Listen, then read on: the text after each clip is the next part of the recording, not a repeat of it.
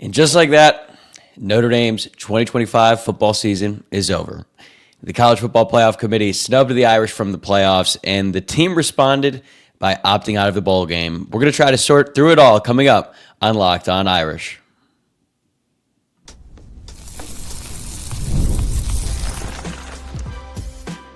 You are Locked On Irish, your daily podcast on the Notre Dame Fighting Irish. Part of the Locked On Podcast Network, your team every day. Hello and welcome to Locked On Irish, your daily home for Notre Dame football. We are part of the Locked On Podcast Network, which is now the #1 sports podcast network. I'm your host, Tyler Wojciak. I graduated from Notre Dame. Now I'm a producer at Fox Sports, and I've been covering the Irish for the last 5 years.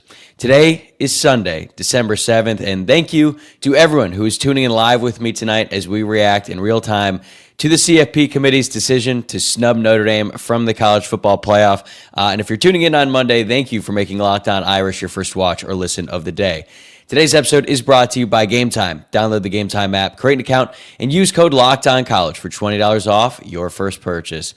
In a pretty weird coincidence, this is actually the 600th episode of Locked On Irish that I've done as the host, and I can confidently say this is going to be the toughest one to get through because I'm still in a state of disbelief that the 2025 Notre Dame football season is just over. Obviously, we knew going into the weekend that Notre Dame could get left out of the playoff, but as I said on Friday's Mailbag Show, I believed that if BYU lost to Texas Tech and Alabama got blown out by Georgia, then Notre Dame would be comfortably in the playoff. I thought they could even move up to number 9. Alabama would drop to 10 if this were to happen.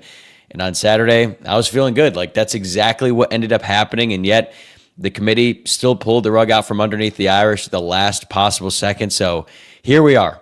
I actually just got home after a 6-hour flight from New York City to Los Angeles. And if I look exhausted and maybe even a little bit depressed tonight, that's because I am. This is one of those shows where I don't really have that many notes. I think it's better if I just gave my raw reaction to everything in the moment. And I apologize if I don't have the same energy as I normally do. Like, I could come on here and yell and scream about everything that happened in Notre Dame, but that's just not how I'm processing it right now. Maybe that's going to happen later on in the week as we go through the grieving process, for lack of a better term. But for now, I'm just so bummed that the season is over. I'm really frustrated with the entire process, and it really felt like we were just getting started with this team and had a lot of exciting things in front of us to be excited for, more meaningful football with this team that we've all really grown to love. But we're going to try to get through this together. It does feel like Notre Dame and really the entire fan base is backed into a corner right now. I think the team got screwed by the committee. I'll explain why. We're also going to talk about why the backlash to Notre Dame's decision to opt out of the bowl game is ridiculous. And we'll also get into what comes next for this program, because I truly believe this is a major inflection point, not just for Notre Dame, but for college football as a whole. Thank you to everyone who's tuning in live. I'm getting all kinds of people in the chat today. And look, I know emotions are running high for everyone right now, and I'm certainly one of those people. But you know, when we look at this situation in totality, I think we have to be honest with ourselves here. By losing the first 2 and biggest games of the season, Notre Dame relinquished control of their own destiny. It was always going to come down to a decision by the committee to put them in the playoff, and that's a dangerous place to be because, as we've seen from what's now been 12 years of the College Football Playoff Committee, you never know what they're going to do. More often than not, they're just going to do whatever the hell they want. There might not be any logic behind it, or maybe their reasons are actually a lot more corrupt and don't come from a place of good faith. But look, when you lose 2 games to start out the year, and those are your 2 biggest opportunities to really showcase yourself, that is the position that Notre Dame put themselves in. But the team did everything that they possibly could from that point on by winning 10 straight, all by double digits. They are clearly one of the best teams in the country. You look at any available metric that the committee uses, by the way, and Notre Dame is not just a top 10 team, they're a top 5 team. But when you're banking on the committee to make the right decision in a very flawed system, this was always going to be a possibility. But the way that this committee went about it, from the rankings and the talking points week to week, and then flipping Notre Dame after a bye, Like, it's even worse than I could have ever imagined. And then when you look at the structure of the system as a whole, you've got 2 group of 5 teams getting in the playoff, but Notre Dame's not in. A team like Vanderbilt's not in. But we're going to deal with the first round game, or first round slate of games, I should say. That's going to feature 2 blowouts that no one's going to want to watch. And then you're going to have a rematch with Alabama and Oklahoma that was one of the least fun football games I've ever had the experience of watching. And then, you do get one interesting game with Miami and Texas A&M, and that one is going to be extremely difficult to watch if you're a Notre Dame fan. I don't know how I'm going to even watch the first round of the college football playoff. I might not, to be honest, because it's just going to make me all the more frustrated. And I think the most egregious thing in all of this, of all the things involved here, the fact that the committee did not drop Alabama after they got blown off the field by Georgia is truly indefensible. It made no sense. And when I was talking about how I felt like Notre Dame was going to get in the playoff in the mailbag on Friday, I said, if the committee wants to have any credibility, they're going to have to apply the same penalty or the same idea as to how they rank BYU and Alabama if they both end up losing. Because if they don't want to punish them for losing in the conference championship, then okay, they should both stay exactly where they're at. BYU should be 11, and then Alabama should be at 9, and then Notre Dame's in at 10. But if they drop one, they've got to drop them both, especially if they both get blown out. And BYU got ran off the field in Texas by Texas Tech, and then Alabama had -3 rushing yards against Georgia. And they've just not looked like a good team for over a month now. But for whatever reason, the committee decided to drop BYU, but keep Alabama exactly where they are. And I think we can point to a lot of different reasons why, but there's also another layer in all of this. It's the ACC. And I think that their ridiculous tiebreaker situation is a big reason why we're in this position. Because if they had just put Miami in the conference championship game, they were going to win that game because Miami was the best team in that conference. And to be clear, I think Notre Dame and Miami should both be in the playoff. This isn't a Notre Dame versus Miami debate. I have no issue with Miami being in. I think Miami's a better team than Alabama. I don't think Alabama should be in the playoff. They haven't looked like a good team since they beat Georgia, really, back in September. They squeaked by Auburn.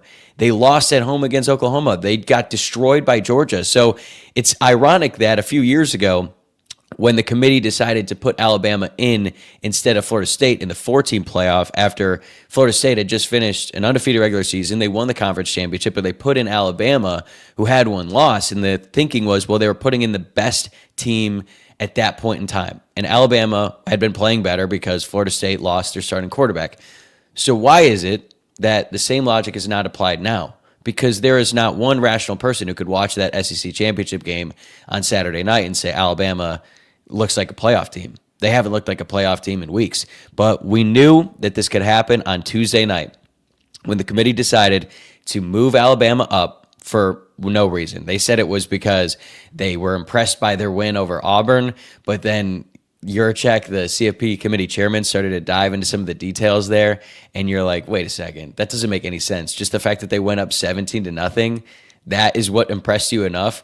And then after that, he said that the real debate in the committee room was between Notre Dame and Alabama, and they weren't even really talking about Notre Dame and Miami that much, but then he left the door open by saying that if Miami and Notre Dame were side by side, all of a sudden they would look at head-to-head differently than they have in the past. Again, none of that makes sense. And the real reason, as we discussed on the show, is because they were being proactive. They were trying to avoid a situation where if Bama lost, but BYU won, and Alabama was ranked at 10, then BYU would jump Alabama, and then the team who finished, runner-up in the SEC would get left out of the playoff. That is clearly SEC bias. Any person who can look at that objectively can recognize, wait a second, Alabama had no business moving up to 9, and they certainly didn't have any business staying at number 9 after they lost by 21 points to Georgia, and all of a sudden their best win of the season doesn't really look that good. And yeah, it was impressive at the time when Alabama went into Athens and they knocked off the Bulldogs. That was a really good win. Alabama was playing really good football, but they haven't played good football in a really long time. So the fact that the committee decided to keep Alabama at 9 when it was already kind of mysterious why they even moved them up to begin with is ridiculous. And I think it has to do with a bunch of different things, whether it's ESPN, SEC, you've got that. But then there's also the ACC piece to it where Virginia ends up losing in the ACC Conference Championship game to Duke, who finished 7-5 in the regular season, and Duke had no chance of making the playoffs, even though they won the conference because they had 5 losses and they weren't going to be ranked ahead of Tulane and JMU. And I wonder how much that impacted Notre Dame's playoff chances there, because they'll never say it publicly. The committee, they're never going to admit that they felt obligated to put in Miami in the college football playoff, because otherwise there would not be an ACC team in the playoff. Like, you can't say that out loud, but we all know that these are people. They have their affiliations, they have their partnerships, they have their bias, all of that stuff. So all of a sudden they're looking at a situation now where a Power 4 conference might be left out of the 12-team playoffs. So they might put in Miami there at number 10. And as I've said multiple times on the show, in this episode and previous episodes, this is not a Notre Dame versus Miami debate. Miami deserved to be in there. No problem with them making the playoff. But Notre Dame deserved to be in there as well. And I don't think Alabama deserved to. And at this point, it's like, well, what is the point of these conference championship games? Like, how is BYU getting punished, but Alabama's not? Like, what's the difference there? Obviously, I think we can all realize that it's, well, one is the Big 12 and one is the SEC. And this idea that a team who loses their conference championship game could be left out would be unprecedented. That's not true. As a matter of fact, Alabama, when they made the playoff over Florida State that year in the 14 playoff, they beat Georgia, who had been undefeated in the regular season up to that point. Because Georgia lost that game, they were left out of the playoff in favor of Alabama. So, look, I'm just asking for them to apply the same logic to all teams, but it's clear that they're just making it up as they go. And unfortunately, when you just make it up as you go and you're dealing with this and you're in Notre Dame, you're relying on these people to make the right decision. You can't trust them. And I think, after the season, there's going to have to be a lot of conversations about what is the point of the college football playoff, because I thought it was to get the 12 best teams in. And right now you've got 2 teams in because they won their conference championship that are going to have a chance to compete for a national championship. And it doesn't make sense. And it doesn't make sense for the committee and ESPN, like the television partners either. Because, let's just go through this first round slate of games. Which one of these, gets you excited? James Madison, Oregon, that's going to be a blowout. Tulane, Ole Miss. Ole Miss already beat Tulane 45-10 at the start of this year. Miami, Texas A&M will be exciting. Then you've got a rematch between Alabama and Oklahoma. So there's just really nothing to get excited about there. And I think they put themselves in a difficult positions, because I don't think you could look at that and say, well, the 12 best teams in college football get a chance. I understand these are the rules. This is the system that's put in place. But is this a good system? Is this the best that college football can offer? That we're dealing with the committee just making up things on the fly, and it's a television show? Like Pete Bavacqua, the Notre Dame athletic director, put it right. He's like, what's the point of these week-to-week rankings? It's just manufactured drama for no reason. And I understand that ESPN is going to continue to do that show because it makes them a lot of money. People are going to tune in no matter what. But it created a really unfortunate situation for Notre Dame, because they had been in the playoff field from the beginning. They did everything that they were supposed to do from that point on. They blew out every single team that they faced. And yet here they are getting boxed out because the committee just changed their mind at the very end. So it just doesn't make any sense. And I feel awful for all the players on the team that they aren't going to be able to get this opportunity. I think, look, I'm 29 years old, and I think this is probably Notre Dame's best chance at winning a national championship since I've been alive, which seems a little bit crazy, but you think about how well this team has been playing as of late, the talent on the roster, the fact that they have Jeremiah Love healthy going into the college football playoff, the fact that the defense has been much improved. They're going to get they would have gotten Billy Strouth back and Gabriel Rubio back from injuries. And then you look at the rest of the field, there is no super team this year. Ohio State looked like the clear favorite all season long, and then they lost to Indiana. Indiana looks like a really good team, and there's a chance where we could get a rematch between Notre Dame and Indiana in the second round, which I'm sure everyone would have loved to see, especially in the Rose Bowl.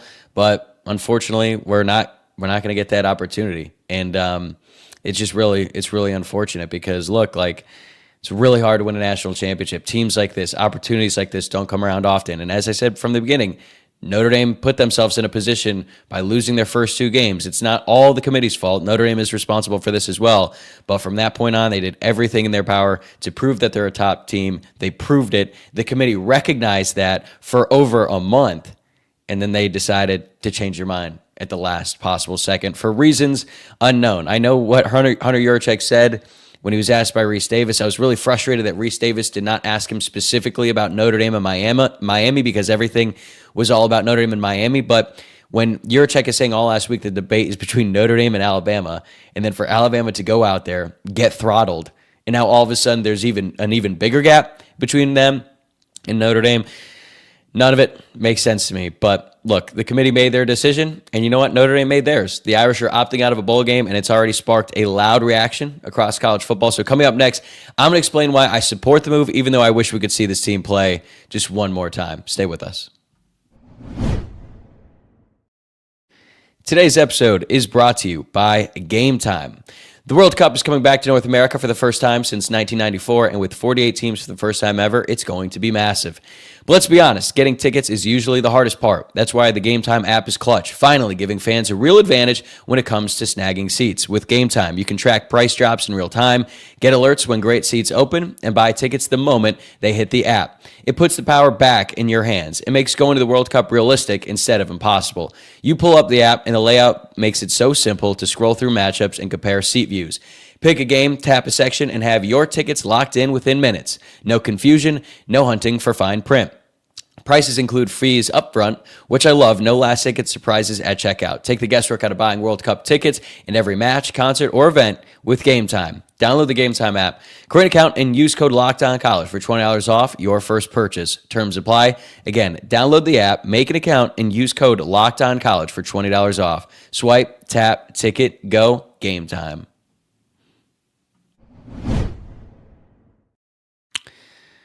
All right, welcome back in. You are watching Sunday Night Live here on Locked On Irish. Unfortunately, the last Sunday Night Live of the season. And today we're reacting to the final CFP rankings on Selection Sunday. Notre Dame dropped from 10th to 11th without playing a game. Miami jumped them while watching from home. And Alabama did not move after getting dominated. And the Irish end up out of the college football playoff. And with that decision now final, Notre Dame made one of their own. The Irish are officially opting out of a bowl game, and it has sparked a pretty loud reaction across the college football world. And I want to explain why I actually support the decision and why I think a lot of the criticism really misses the bigger picture point entirely. But I'll also be honest and say I was pretty disappointed when I heard the news. And it's not to say that I don't agree with their decision, but look, as a fan, I just love watching this team play. And even though we're all extremely disappointed that they're not going to make the college football playoff, I think the opportunity to watch this team play one more time is something that I would have enjoyed and you would have enjoyed. But at the same time, I understand why the players and Marcus Freeman and Pete Bavacqua decided to do this. And some people think that this is just a situation where they're like, oh, they're just so upset about missing the college football playoff, they're going to take their ball and go home. I think it's a pretty clear middle finger to the ACC and to ESPN for the way that the ACC openly campaigned against Notre Dame and for all of the politicking that was going on across ESPN this past week and honestly this past month. So Notre Dame was like, look, who benefits the most from Notre Dame playing in a bowl game? It's ESPN, it's the ACC, because Notre Dame would have to play in one of the ACC bowls, which looked like it was going to be the Pop-Tarts Bowl against BYU.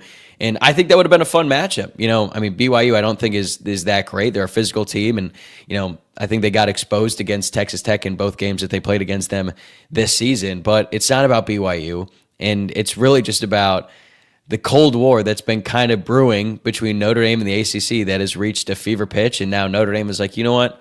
Screw that. We're not going to the Pop-Tarts Bowl.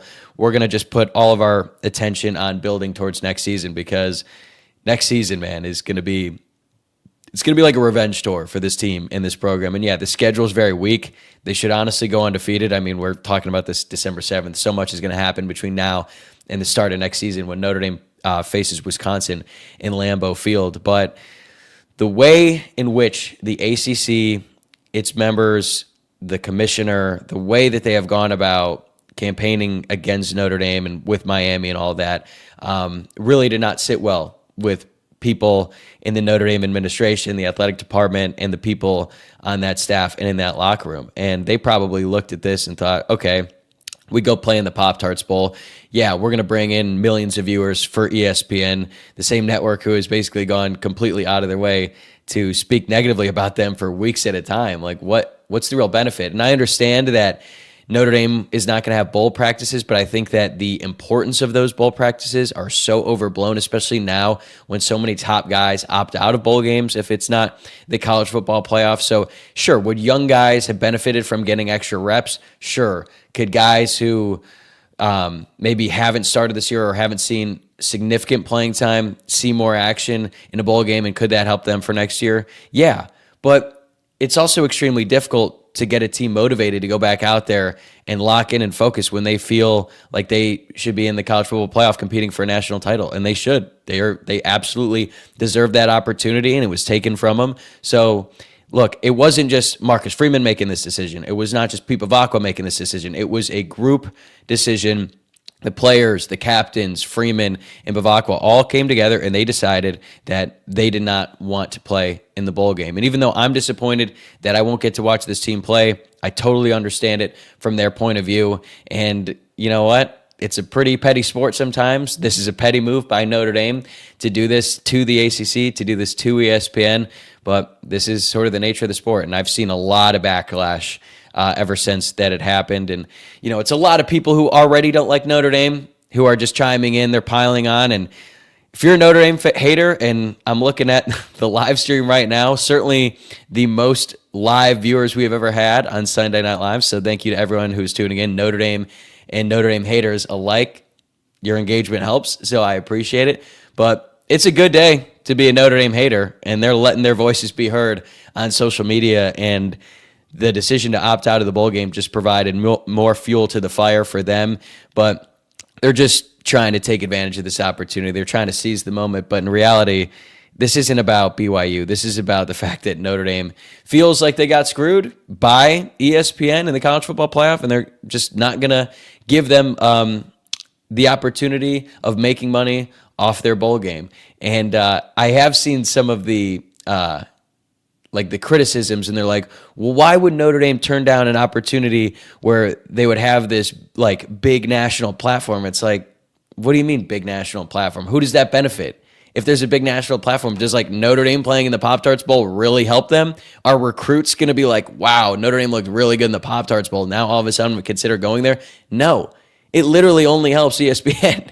So that's why Notre Dame didn't want to do it. But people are going to make they're going to, name call. They're going to say all kinds of things about Notre Dame's decision. And I was kind of surprised that Marcus Freeman would be down for this because he's an old school coach.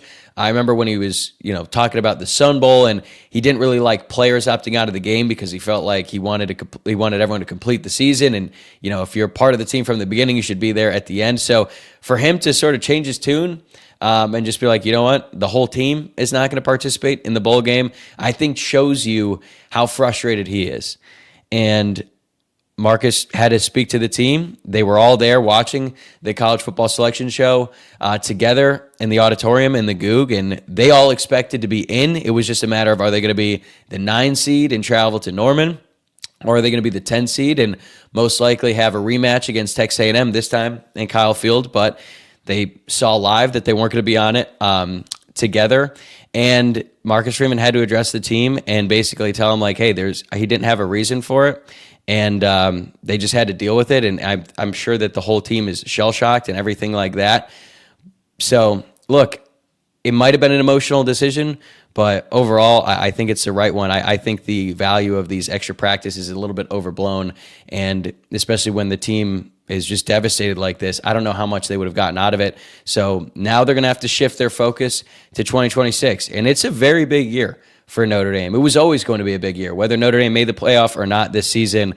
If you talk to people in and around the program, there had always been this idea that everything that Marcus Freeman has been building is building towards a national championship in 2026, because you're going to have CJ Carr coming back, who could, if he continues to develop, could be the best quarterback in the country next year, certainly one of the best quarterbacks, and is going to be, a Heisman favorite going into the season. They could bring back their entire starting offensive line. They're going to lose Jeremiah Love and Jadarian Price, which is a huge loss. It's a massive blow to that running back room, but they've recruited the position well. If they can keep Aeneas Williams and they keep developing those younger guys, they're going to have no problem running the football next year. I expect them to make some big-time acquisitions in the transfer portal, specifically at wide receiver, because, if you're a big-time wide receiver out there and you want to play in the NFL, why wouldn't you want to catch passes from C.J. Carr? And considering Notre Dame isn't going to have Love or Price next year, I think they're going to air it out even more. So Notre Dame is going to be a very attractive destination for transfer portal wide receivers. They hit big this year with Malachi Fields and Will Pauling. I think they could do even better than that going into next season. At tight end, you've got Cooper Flanagan coming back. You lose Eli Raridan, but you also have James Flanagan, the freshman, in Premer, the 5-star tight end. So you know you're going to be good at that position as well. On defense, you bring back the best cornerback in the country. I think Notre Dame is going to spend big money to retain Boubacar Traore, Adon Schuler, Drake Bowen, maybe Christian Gray, guys like that. So this is going to be a stacked team going into next year, and they're going to be pissed off. And they're going to be pissed off for the next 9 months. And I think this is going to motivate them. This is going to motivate the team. This is going to motivate Freeman. I think it's going to motivate boosters to invest even more into the program and more into NIL. So, look, as much as this sucks today, and, it's not going to really make us feel any better that, they're still going to have a good chance to compete for a national championship next season because they had a great chance to win one this year. But this happens sometimes. Great teams get left out. College football is always been flawed. The way that they have figured out champions in the postseason, all that stuff has been flawed since the inception of the sport. And even though they've tried to correct that with a 12-team playoff, expanded playoff, like when they make one step forward, they take 2 steps back. Because I think, for as great as the playoff is, with conference realignment and the fact that you have these teams and these mega conferences who, like, the schedules are so imbalanced and all of that, it's really difficult to compare resumes. And once again, you're leaving the decision in the hands of a group of people who all have biases. They all have their own connections, and they're people at the end of the day. And I think that when they were watching ESPN, all that, and Fox and everything leading up to the Selection Sunday, all the lobbying and all of that, it worked. Miami, ACC, ESPN, and you got Alabama now. Look, it worked on the committee. So, look, that's just the reality. I still think Notre Dame has a really bright future, but after tonight, a lot of people are asking the same question. Will the committee's decision to force Notre Dame to have to join a conference, or did they just give the Irish every reason to stay independent and never look back? That's coming up next on Locked On Irish.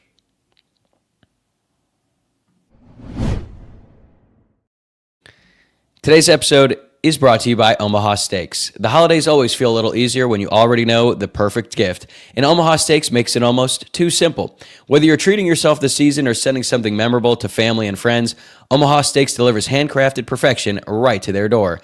And this week is the best time to jump in because their cyber sale is here and the deals are huge. I've given Omaha Steaks as a gift before, and the reaction is always the same. Excitement when the box arrives and even bigger smiles when everything hits the grill. The quality is exactly what you hope for. Incredibly tender steaks, rich flavor, and meals that make hosting or weeknights cooking easier. And the variety is underrated. Steaks, burgers, comfort meals, sides, desserts. It's one of those gifts that truly fits anyone. Honestly, it's the kind of gift that brings people together, and you don't need to guess anyone's size. Save big on unforgettable gifts with Omaha Steaks. Visit omahasteaks.com for 50% off site-wide and an extra 20% off select favorites during their cyber sale. And for an additional $35 off, use promo code COLLEGE at checkout. It's omahasteaks.com, promo code COLLEGE. Terms apply. See site for details.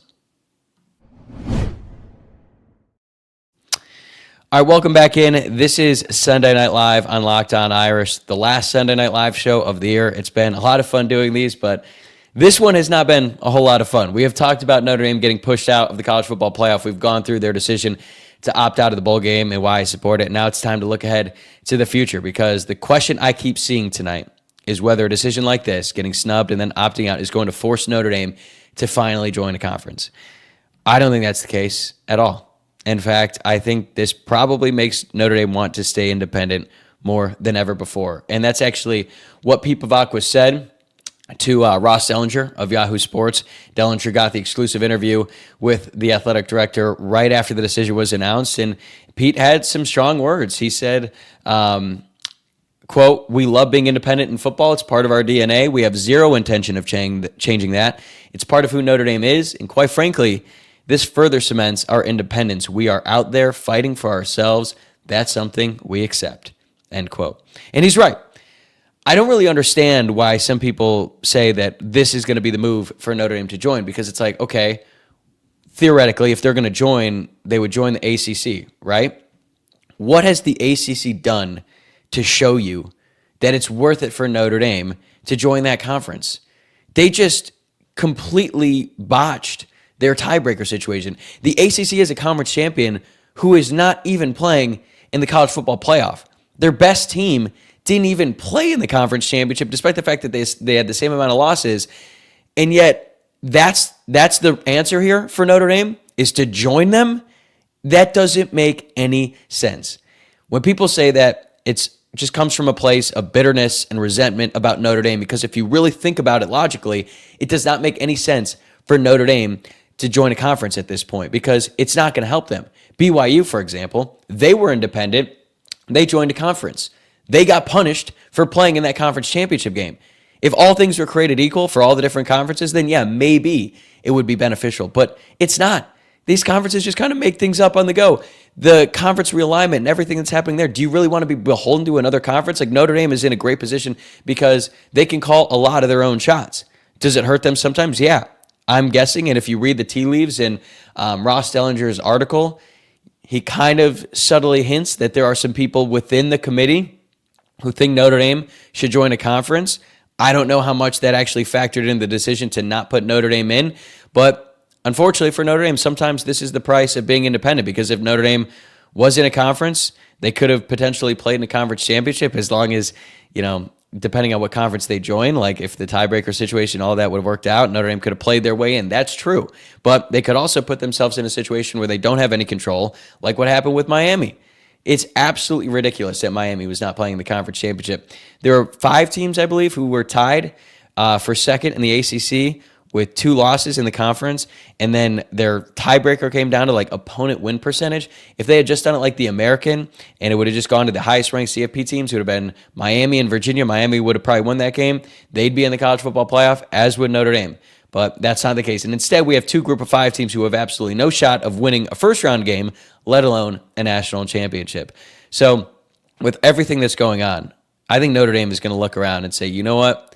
It's F everybody else, and Notre Dame is going to focus on themselves, and I think that's going to be their mindset going forward. I don't think that they're going to break off from the ACC in their agreement. I think they are kind of stuck with that right now, because otherwise, what are they going to do? Try to join the Big Ten? The Big Ten is not going to be willing to do this five-game deal like they have with the ACC. And I would say that it does hurt Notre Dame to have this arrangement with the ACC, because their schedule is weak, because a lot of the teams in the ACC are not very good. It was by far the worst Power 4 conference this year, and Notre Dame just beat up on a lot of ACC teams, and it got them nowhere in terms of making the college football playoff. But at the same time, you still need a home for all your Olympic sports.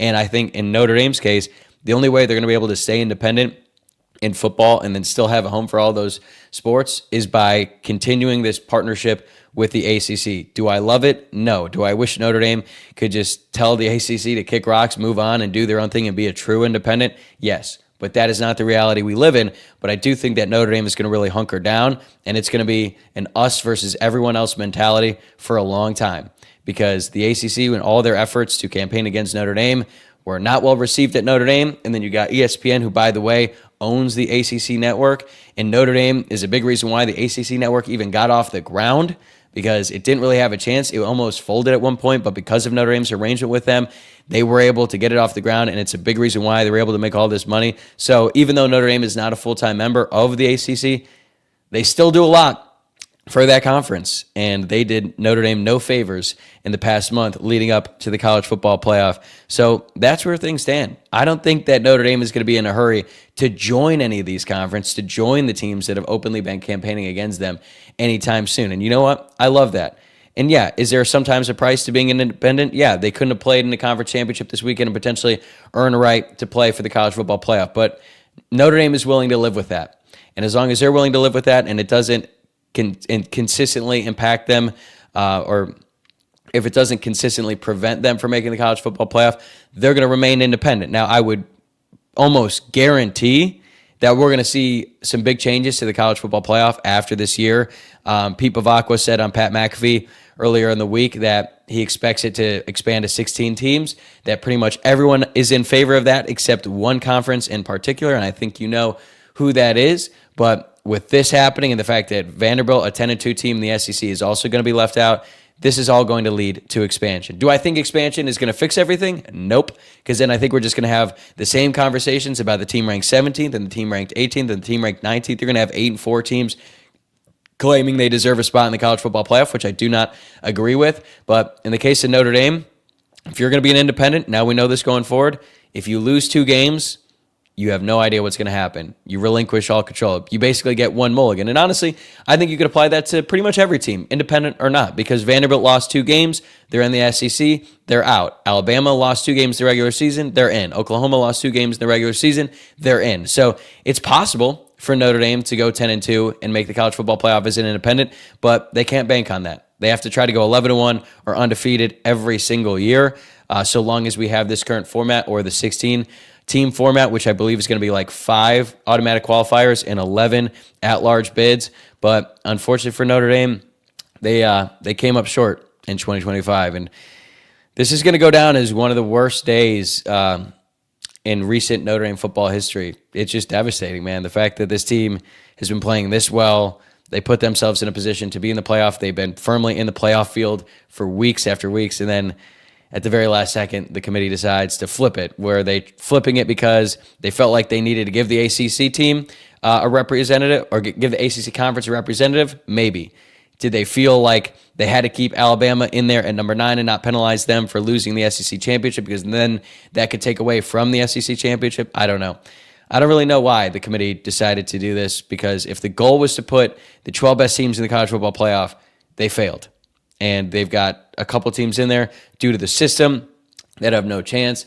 And then you have a couple teams who made the college football playoff off their resume, teams like Oklahoma, who also have no chance of winning a national championship. But meanwhile, Notre Dame was absolutely capable, and they're not going to get that opportunity. So it's a really just sad day for Notre Dame football fans, and I guess a great day for all the people who hate Notre Dame. And as we've learned, there are plenty of those people. But look, as bad as today is, I still think the future is really bright for Notre Dame under Marcus Freeman. And Marcus Freeman has received some NFL interest, but I believe that Notre Dame is going to work on giving Marcus Freeman a raise or maybe even another contract extension after the one they gave him last year.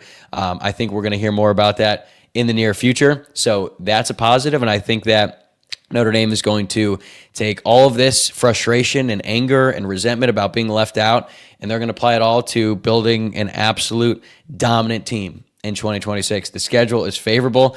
They're going to have another game against Miami in Notre Dame Stadium. I cannot wait for that. There is going to be all kinds of hostility around that matchup going in, and I think it's going to be a great opportunity for Notre Dame to exact some revenge there. So as unfortunate as this is, and as bad as today has been, and as tired and as exhausted as I might have sounded on the show today, I think Notre Dame is going to be all right, and it's going to be tough. These next few weeks, these next few months are not going to be a whole lot of fun as we have to, endure the college football playoff and listen to all these people say all these things about Notre Dame. But I feel like this is all going to be worth it one day. And when Notre Dame does win, when they finally get over the hump, they win that national championship, which I think is coming sooner rather than later.